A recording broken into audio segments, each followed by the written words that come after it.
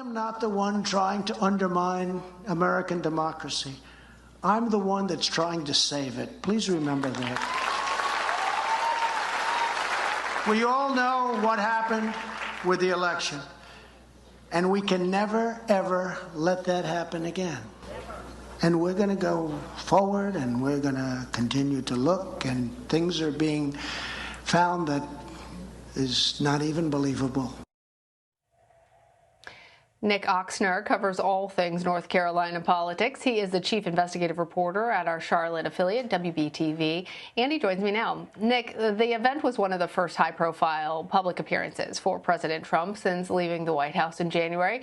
But not that much has changed for him as he repeated falsehoods about the 2020 election. So what was the overall message of Mr. Trump's address, and any surprises at all?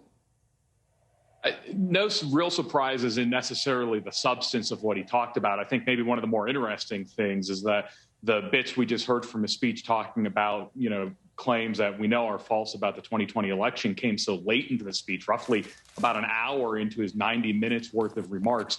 Generally speaking, though, it was much of the same that we've heard from President Trump talking about immigration. He did touch on COVID and coronavirus. He touched on relations between the Biden administration and world leaders. But I think maybe the most surprising thing was the lack of forward-looking message from former President Trump in his speech last night. Well, the former president didn't shy away from attacking President Biden and his first several months in office either. So what were some of the main issues of Mr. Trump's criticism? Yeah, again, maybe most interestingly, once again, is former President Trump reclaimed credit for developing COVID-19 vaccines and said had they not done the work they did with Operation Warp Speed, that his administration did with Operation Warp Speed, then we would have had even worse COVID infections and deaths. He also criticized President Biden for his lack of relationship with North Korean leaders. And a number of other areas, also hit back on the teaching of critical race theory in this country, which is something being hotly debated here in North Carolina, also making some waves in Washington, D.C. as well. So, Nick, I want to follow up with you on the point that you made about President Trump celebrating what his administration had done in terms of Operation Warp Speed.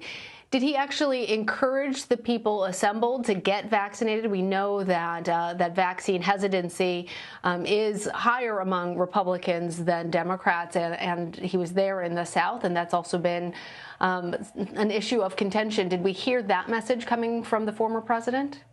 Yeah, I mean, he certainly praised the development of vaccines under his administration and the work his administration did to develop and distribute vaccines. It's interesting that did not receive a very widespread applause, certainly not compared to the applause that the crowd gave when he criticized Dr. Anthony Fauci, or the applause he got when he said that China needs to repay the United States for the economic hit and losses that we suffered as a result of COVID-19 and the global pandemic.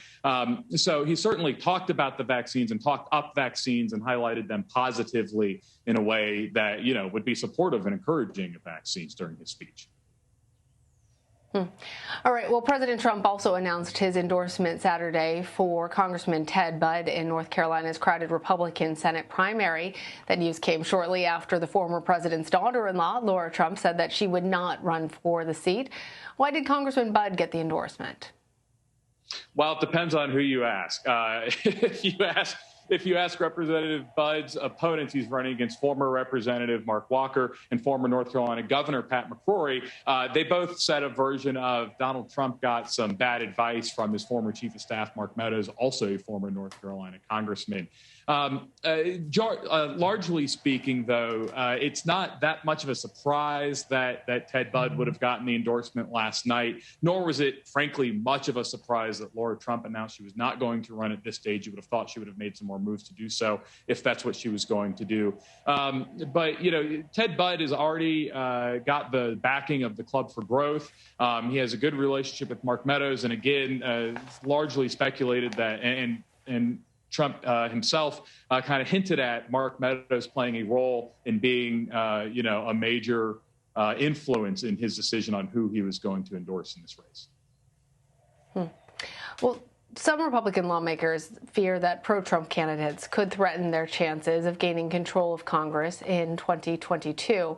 Is that a concern with Republicans in North Carolina? No, you've not seen any distancing. Obviously, Freddie spoke at their convention last night. We've not seen any distancing from President Trump by the North Carolina Republicans. And by and large, the president narrowly won North Carolina both in 2016 when he was elected, and then won North Carolina again in 2020, even as he lost his overall presidential election. So Donald Trump remains fairly popular in North Carolina. While we have our pockets of urban areas in Charlotte and Raleigh and those points in between, North Carolina remains also largely urban or rural and suburban state. And the former president is extremely popular around parts of the state, and certainly with the constituencies of that make up the North Carolina Republican Party. All right, Nick Oxner, thank you so much for coming on and sharing your wisdom with us. Thank you.